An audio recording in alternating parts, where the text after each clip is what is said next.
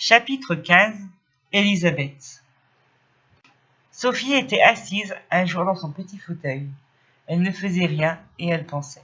« À quoi penses-tu » lui demanda sa maman. « Je pense à Élisabeth Chénaud, maman. »« Et à propos de quoi penses-tu à elle ?»« C'est que j'ai remarqué hier qu'elle avait une grande écorchure au bras. Et quand je lui ai demandé comment elle s'était écorchée, elle a rougi. Elle a caché son bras. Elle m'a dit tout bas, « Tais-toi, c'est pour me punir. Je cherche à comprendre ce qu'elle a voulu me dire. » Je vais te l'expliquer, si tu veux, car moi aussi, j'ai remarqué cette écorchure. Et sa maman m'a raconté comment elle se l'était faite. Écoute bien, c'est un beau trait d'Élisabeth. Sophie, enchantée d'avoir une histoire à entendre, rapproche son petit fauteuil de sa maman pour mieux écouter. Tu sais qu'Élisabeth est très bonne, mais qu'elle est malheureusement un peu colère. Sophie baisse les yeux. Il lui arrive même de taper sa bonne dans ses excès de colère. Elle en est désolée après, mais elle ne réfléchit qu'après. Au lieu de réfléchir avant-hier, elle repassait les robes et le linge de sa poupée. Sa bonne mettait les fers au feu, de peur qu'Élisabeth ne se brûlât. Élisabeth était ennuyée de ne pas les faire chauffer, elle-même. Sa bonne le lui défendait et l'arrêtait toutes les fois qu'elle voulait mettre son fer au feu. Sans lui en rien dire, enfin, elle trouva moyen d'arriver à la cheminée. Et elle allait placer son fer lorsque la bonne la vit, retira le fer et lui dit « Puisque vous ne m'écoutez pas, Élisabeth, vous ne repasserez plus.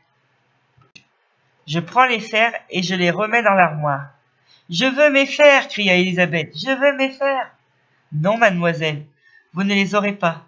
Méchante Louise, rendez-moi mes fers » dit Élisabeth en colère. « Vous ne les aurez pas, les voici enfermés » ajouta Louise en retirant les clés de l'armoire. Élisabeth, furieuse, voulut arracher les clés des mains de sa bonne, mais elle ne put y parvenir.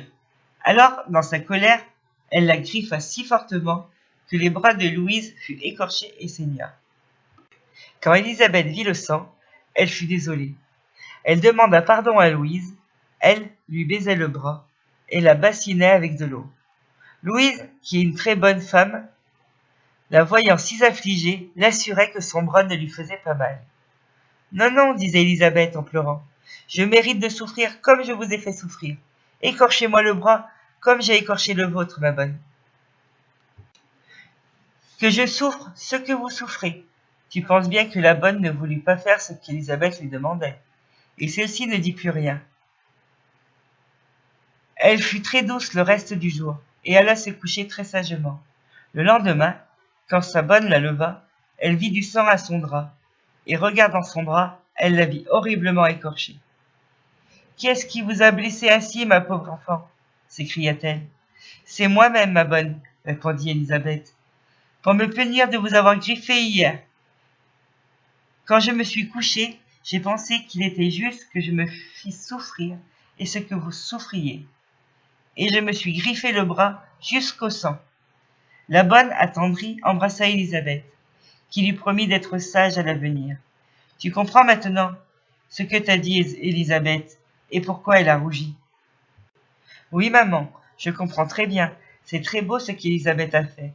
Je pense qu'elle ne se mettra plus jamais en colère, puisqu'elle sait comme c'est mal. »« Est-ce que tu ne fais jamais ce que tu sais être mal ?»« Mais moi, maman, je suis plus jeune, j'ai 4 ans et Élisabeth en a 5. » Cela ne fait pas une grande différence, souviens-toi de ta colère, il y a 8 jours, contre ce pauvre Paul qui est si gentil. C'est vrai, maman, mais je crois tout de même que je ne recommencerai pas, et que je ne ferai plus ce que je sais être une chose mauvaise. Je l'espère pour toi, Sophie, mais prends garde de te croire meilleure que tu n'es. Cela s'appelle orgueil, et tu sais que l'orgueil est un bien vilain défaut. Sophie ne répondit pas, mais elle sourit d'un air satisfait, qui voulut dire qu'elle serait certainement toujours sage. La pauvre Sophie fut bientôt humiliée, car voici ce qui arriva 2 jours après.